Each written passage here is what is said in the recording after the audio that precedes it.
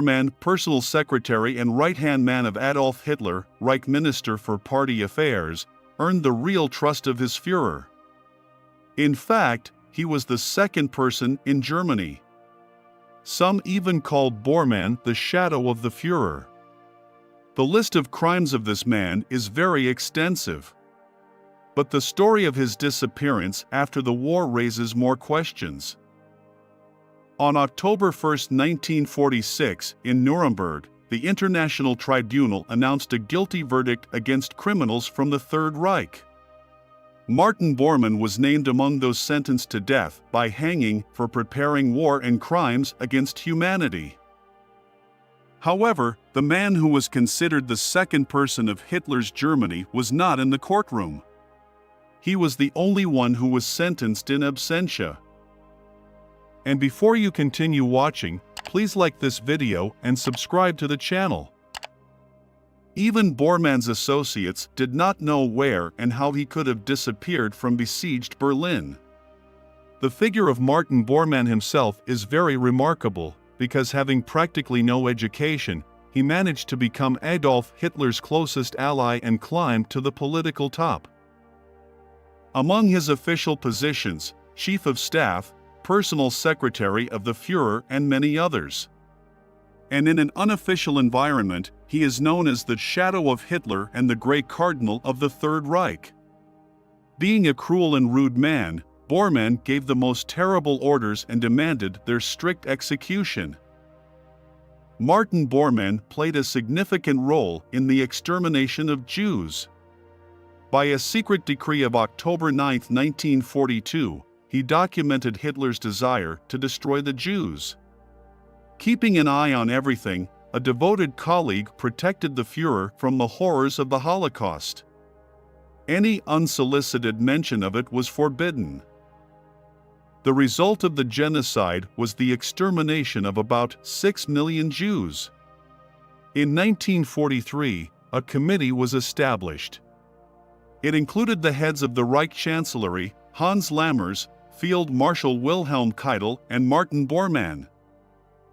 Their powers included centralized control over the military economy. Hitler also vehemently opposed religion. Bormann fully supported him in this. At the end of the war, he managed to get the Führer to persecute the church. As a result, the monastery schools were closed, the monasteries themselves were destroyed, and many Catholic priests and monks were tortured in death camps. Let's return to the disappearance of Martin Bormann from besieged Berlin. Where only did not meet this person after the war.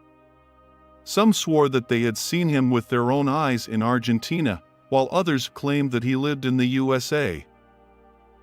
Still others were convinced that Bormann worked for Soviet intelligence and was in the USSR after the end of the war. The most zealous conspiracy theorists even said that they had seen the grave of a Nazi with their own eyes. He allegedly died in 1973. The main version says that late on the evening of May 1st, Martin Bormann escaped from Hitler's bunker and tried to hide. Along with the fugitive was a personal physician and several other senior SS officers. After a long walk, the Nazi group reached the river Spree and tried to cross the bridge, but they were caught by Soviet soldiers. The German Nazis were annihilated on the spot.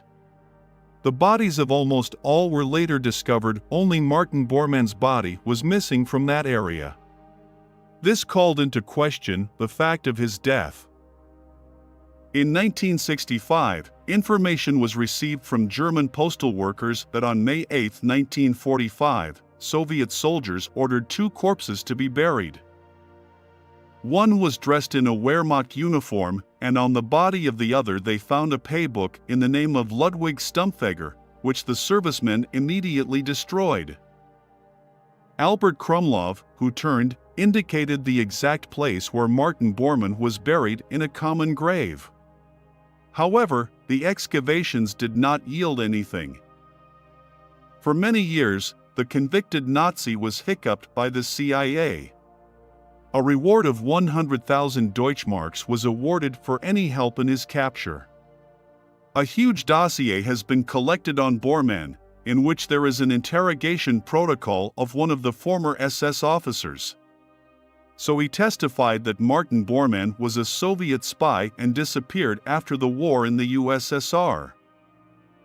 In 1972, during excavations near the bridge where Martin Bormann tried to escape persecution in 1945, the remains of male bodies with traces of poison were found. Recordings reproduced from memory by Hitler's personal dentist, Dr. Blasko, in 1957, helped identify one of the remains as belonging to Bormann. In early 1973, to confirm this, a reconstruction of Bormann's face was carried out. Shortly thereafter, the German government declared Martin Bormann dead. Due to the possible need for further forensic examinations, the relatives of the deceased were not allowed to cremate the corpse. The identity of the discovered remains to Martin Bormann was finally proved in 1998 after the German government conducted a DNA examination. An interesting fact is that glass fragments were found in the jaws of the remains found, which suggests the cause of death from biting the cyanide capsule.